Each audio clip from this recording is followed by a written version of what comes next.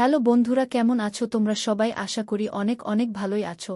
আর তোমাদের ভালোবাসায় আমি অনেক ভালো আছি, কারণ তোমরা আমাকে যে পরিমাণে ভালোবাসা দিয়েছ এবং সাপোর্ট দিয়েছ তা আমি কোনোদিন ভুলতে পারবো না। তাই তোমাদেরকে মজা দেওয়ার জন্য আবারও একটি নতুন গল্প নিয়ে হাজির হলাম। গল্পটি শোনার মতো আশা করি তোমাদের দাঁড়িয়ে যাবে। আমার রুমের ওয়াশরুম ব্যবহার করতে মানা করেছিলাম, কিন্তু দেখলাম সে স্নান করে এসেছে। তার মুখে একটা অদ্ভুত হাসি ফুটে উঠল। যাই হোক, আমি যখন ঘুমিয়েছিলাম তখন আমার চুল অর্ধেক বাঁধা ছিল। সকালে যখন উঠি দেখি চুল খোলা এলোমেলো, তারপর বিছানার চাদর দেখে আমি হতবাক হয়ে গেলাম। আমার নাম সোনালি, আমি দেখতে খুব সুন্দরী। কয়েক বছর আগে সুভাষের সাথে আমার বিয়ে হয়েছিল। আমার স্বামী খুব ভালো মানুষ ছিলেন, তিনি সবকিছুতেই আমার সাথে একমত হতেন। একদিন আমার স্বামী একটি 6 বছরের ছেলেকে বাড়িতে নিয়ে আসলেন। তিনি বললেন এই ছেলেটা অসহায়, ও আমাদের বাসায় কাজ করবে। আমার স্বামী খুব কৃপণ ছিলেন। ছেলেটি দেখতে খুব সুন্দর ছিল। আমি স্বামীকে জিজ্ঞাসা করলাম এই ছেলেটি কোথা থেকে এসেছে। তিনি বললেন সে আমার বন্ধুর বাড়িতে কয়েক মাস কাজ করেছে, কিন্তু এখন সে বিদেশে যাচ্ছে। আমার স্বামী বললেন ছেলেটা আমাদের বাসায় দুবেলা খাবে এবং যা বলবে তাই করবে। আমি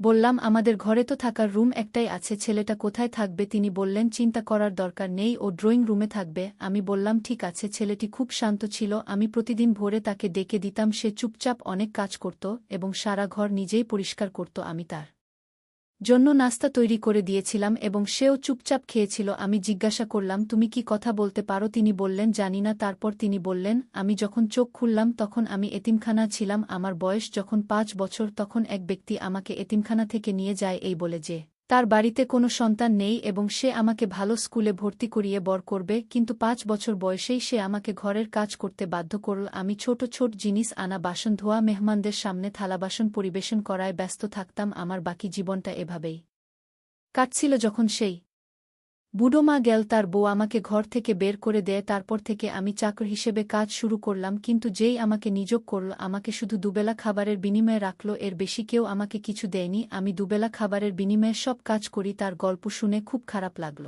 আমি মাথায় হাত বুলিয়ে বললাম তুমি চিন্তা করো না, আমিও তোমাকে কিছু টাকা দেব। আসলে আমার স্বামীর বেতনও বেশ ভালো। তিনি বললেন না, তিনি আমাকে দুবেলা খাবার দিচ্ছেন, এটাই আমার জন্য যথেষ্ট। আমার কোনো পরিবার নেই যার জন্য আমাকে চিন্তা করতে হবে, এবং কেন আমাকে টাকা দিতে হবে এজন্য আমি কৃতজ্ঞ তার কথায়। আমার হৃদয় ভারী হয়ে উঠল। আমি জানতাম না যে এই সহানুভূতি আমাকে অনেক মূল্য দিতে হবে। আমার স্বামীর কাজের সময়সূচি এমন ছিল যে তাকে প্রায় অন্য শহরে থাকতে হতো। কোম্পানির বস তাকে মাসে একবার অন্য শহরে 3-4 দিনের জন্য পাঠাতেন। সেই দিনগুলোতে আমি একাই থাকতাম। আমার বিয়ের 6 বছর হয়ে গেলেও আমাদের কোনো সন্তান হয়নি। ভাবলাম এতিম ছেলেমেয়েদের সঙ্গে ভালো ব্যবহার করলে ঈশ্বর আমাকে একটি সন্তান দান করবেন। একদিন আমার স্বামী যখন অন্য শহরে ছিল, আমি রান্নাঘরে ময়দা মাখাচ্ছিলাম এবং স্কার্ফ ছাড়াই রান্নাঘরে ঢুকে পড়েছিলাম। আমি শুধু বাড়ির কাজ করছিলাম, কিন্তু বুঝতে পারিনি যে 6 বছরের একটি ছেলের চোখে এমন ইচ্ছা থাকতে পারে। আমি যখন দোপাট্টা ছাড়া ময়দা মাখাচ্ছিলাম তখন সে সিঙ্কের কাছে দাঁড়িয়ে বাসন ধোয়ার অজুহাতে তাকিয়েছিল। আমি আমার কাজে ডুবেছিলাম। এমন সময় হঠাৎ মনে হলো আমার সত্তাকে কেউ যেন আক্রমণ করছে। ছেলেটি কখনো আমার মুখের দিকে তাকাচ্ছিল, আবার কখনো আমার শরীরের দিকে এমন দৃষ্টিতে তাকাচ্ছিল যা আমাকে অস্বস্তিতে ফেলে দিল। তাই আমি ভয় পেয়ে গেলাম। সাথে সাথে রান্নাঘরের দরজায় ঝুলানো স্কার্ফটা নিজের চারপাশে জড়িয়ে নিলাম। ময়দা প্রায় গুঁড়ো করে ফেলেছিলাম। সেটি একটি রেখে ফ্রিজে রাখলাম এবং তৎক্ষণাৎ রান্নাঘর থেকে বেরিয়ে এলাম। আমার বিছানায় বসে ভাবতে লাগলাম কেন এই ছেলেটি আমার দিকে তাকিয়ে আছে। তবে আমি নিজেকে আশ্বস্ত করলাম যে হয়তো এটা আমার মায়া হতে পারে। কেন এমন ভালো বাচ্চা আমাকে খারাপ চোখে দেখবে? এটি মহিলাদের প্রকৃতিতে দেয়া হয়েছে যে তারা তাদের প্রতিনির্দেশিত ভুল অনুভব করেন, কিন্তু আমি এটাকে উপেক্ষা করলাম কারণ সে 6 বছরের ছেলে। আমি ভাবিনি যে সে এমনভাবে তার অসহায়ত্বের গল্প বর্ণন করতে পারে। কিছুক্ষণ পর ঘর থেকে বেরিয়ে দেখলাম সে সোফায় বসে আছে। রাতের খাবার খেয়ে সে বলল ম্যাডাম বাইরে খুব ঠান্ডা। আমি বললাম তোমার খারাপ না লাগলে? তুমি তো ঠিকই বলছো, শরতের ঋতু শুরু হয়ে গেছে। সে বলল আমি কোথায় ঘুমাবো? আমার একটি রুম আছে যেটা আমি আমার সেলাই এর জন্য ব্যবহার করি, সেখানে সেলাই করার জিনিসপত্র আর একটি মেশিনও আছে। আমি বললাম তুমি আমার জিনিসপত্রে হাত দিও। সে বলল আমি তোমার রুমে মেঝেতে ঘুমাবো। এটা শুনে আমি চমকে উঠলাম, কিন্তু মনে হলো মেঝেতে বিছানা পেতে সে থাকতে পারে। আমি এখনও আমার শীতের জামাকাপড় বের করিনি, কিন্তু তার মুখে এক অদ্ভুত আনন্দের ছাপ দেখলাম, যেন সে খুব খুশি হয়েছে।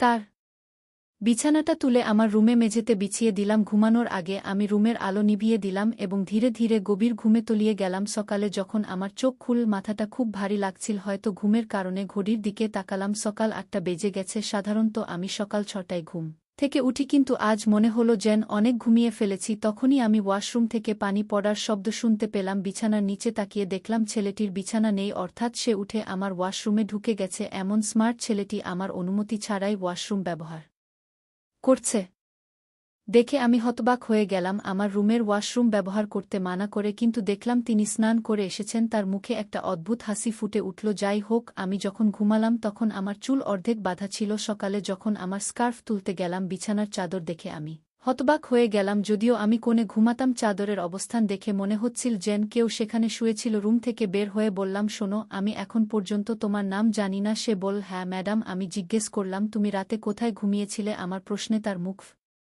জাকাশে হয়ে গেল। সে বলল, ম্যাডাম, তুমি মাটিতে শুয়েছিলে। আমি কিছু বললাম না, শুধু তাকে চলে যেতে বললাম। তারপর আমি তাকে আবার ডাকলাম এবং বললাম, শোনো ছেলে, আমার ওয়াশরুম ব্যবহার করবে না। সে বলল, ম্যাডাম, আমার নাম বাবু, এতিমখানার লোকেরা এই নাম দিয়েছে। সে চলে গেল আর আমি বিছানা থেকে উঠে কোমরে এক অদ্ভুত ব্যথা অনুভব করলাম। অলস বোধ হচ্ছিল এবং বিছানা থেকে উঠতে ইচ্ছে হচ্ছিল না। আমি চা বানাতে জানি, কিন্তু বাবুকে বললাম, আমার জন্য এক কাপ চা তৈরি করো। সে বলল, হ্যাঁ ম্যাডাম, এবং সাথে সাথে আমার রুমের দরজা খুলে দিল। আমি বললাম, আজ আমি ভালো বোধ করছি না। সে আমাকে দেখে বলল, হ্যাঁ এমন কাজেই হয়। আমি ভাবতে লাগলাম, আমি কি ধরনের কাজ করেছি। আমার স্বামী অন্য শহরে যাওয়াতে মনটা খুব অদ্ভুত লাগছিল। বিকেলে যখন আমি ফোন করলাম, সে বলল, সোনালি, তোমার কি হয়েছে? তোমার শরীর ভালো লাগছে না? আমি বললাম, না, কাজ চলছে। সে বলল, আমি মিটিং এ আছি, পরে ফোন করব। তার কথায় আমার মন আরও ভারী হয়ে গেল। এটি একটি কাকতালীয় এবং মোহ ছিল। আমরা একে অপরের সুর থেকে জানতাম যে আমাদের সামনের লোকটি বিরক্ত কিনা। আমি একটি দীর্ঘ নিঃশ্বাস নিয়ে আমার স্বামীকে বললাম, কিছু না, গতকাল থেকে আমি অনুভব করছি একটু ভারী, আমার শরীর ভারী লাগছে। আমি খুব ক্লান্ত বোধ করছিলাম। আমার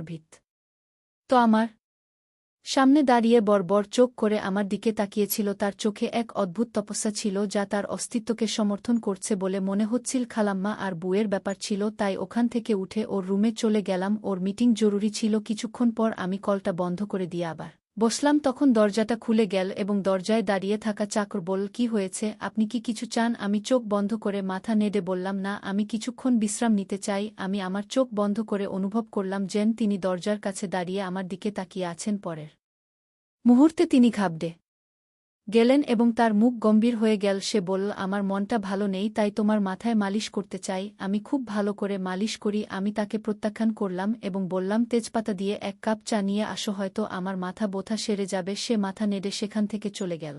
কিছুক্ষণ পর চা নিয়ে হাজির হলো। চা পান করার সময় মনে হলো সে অনেক পাতা ফেলেছে, তবে আমি চা পান করার সাথে সাথেই আমি আরাম অনুভব করতে লাগলাম। তাই আমি খুব তাড়াতাড়ি ঘুমিয়ে পড়লাম। শুয়েছিলাম, কেউ আসেনি, কারণ এই চাকরের প্রতি আমার পূর্ণ বিশ্বাস ছিল। যাই হোক, সে আমার উপস্থিতিতে পুরো বাড়ির যত্ন নিয়েছে। আমি যখন ঘুমালাম তখন রাত 9টা বাজে। যখন ঘুম ভাঙল তখন ক্ষুধার জ্বালায় ঘরটা আলো নিমজ্জিত ছিল। যাই হোক, আমার অবস্থা খারাপ হতে থাকল। এক কাপ চা খাওয়া শেষ করে যখন বেরিয়ে এলাম তখন চাকরটি আমাকে দেখেই বলতে লাগল, ম্যাডাম, আপনি কি ভালো আছেন?